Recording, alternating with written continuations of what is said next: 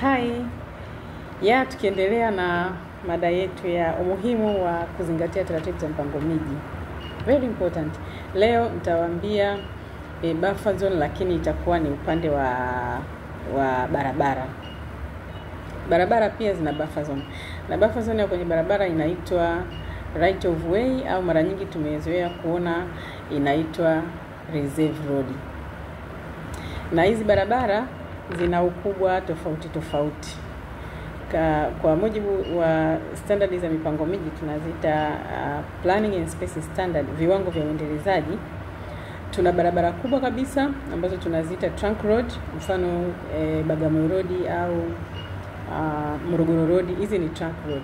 Lakini tuna primary distributor, zile kubwa, yani kwa ikitoka hiyo trunk road inayofuatia kwa ukubwa inaitwa primary distributor. Lakini tuna district distributor, tuna local distributor, then tuna access road in the residential area, halafu tuna access road kwenye industrial area, na tuna access road katika shopping areas. Lakini tuna barabara vinaitwa cul-de-sac, ambayo barabara ambayo haitoki. Halafu tuna rural roads, barabara za vijijini, tuna highway katika miji, halafu tuna pedestrian access au pedestrian footpath. Na barabara zote hizi zina ukubwa tofauti tofauti kulingana pia na matumizi. Na ukiachia huku kwenye viwango vya uendelezaji vya kimipango miji, bado kuna sheria ya barabara na yenyewe inaainisha sasa specifically hivyo viwango. Sisi huku tuna viwango vya chini, tunasema minimum space standard. Kwa mfano trunk road inaweza ikawa ni kuanzia mita 80 mpaka mita 120 ule upana wa barabara. Sasa barabara kama hii, ile sehemu ya kupitika ile tunasema carriage of way, ile ambayo ndo gari zinapita, au ile sehemu ambayo ndo inawekwa lami, inakuwa na mita ndogo sana. Kwa mfano trunk road inaweza ikawa na mita 8 mpaka mita 12, ambayo ndo sehemu ya magari kupita au watu kupita au nini. Sasa unapoiona barabara, kile wewe mwananchi unachokiona ambacho ndio unakiita barabara, ile ni carriage way, sehemu ya kupita.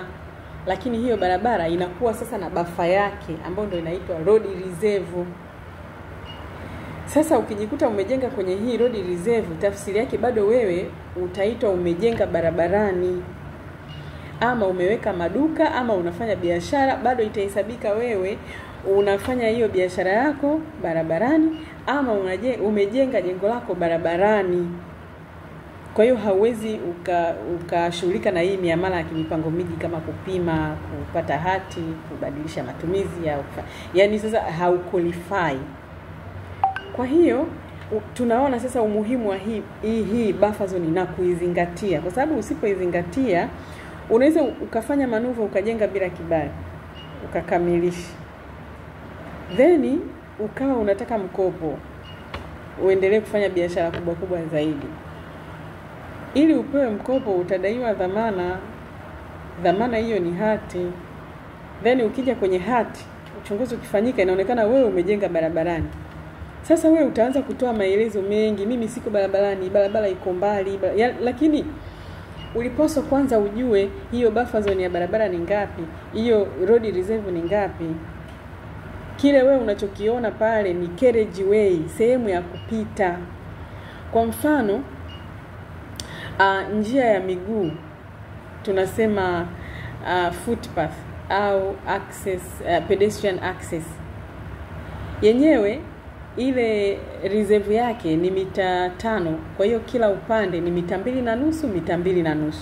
Lakini kile kisehemu ambacho watu ndo wanapita sasa kwa mguu kinakuwa na mita 2 tu, kina mita 2. Kwa hiyo kuna nyongeza nyingine ya kila upande mita 1.5 ambayo inatakiwa kuwa wazi, ni sehemu ya kupita. Hiyo nimetolea mfano tu wa njia ya miguu. Lakini chukulia mfano sasa pia hizi tunasema district distributor. Hizi ni barabara zinazounganisha wilaya moja na wilaya nyingine. Unaona, unatoka wilaya moja unakwenda wilaya nyingine. Hiyo ni barabara kubwa. Carriageway yake inakuwa ni mita 6 mpaka mita 7. Ile sehemu ambayo ndio gari zinapita au watu wanapita, basikeli zinapita, pikipiki zinapita, inakuwa ina mita 6 mpaka 7. Lakini sasa hiyo road reserve ni mita 30 mpaka mita 60. Umeiona hiyo? Ina mita 30 au mpaka mita 60.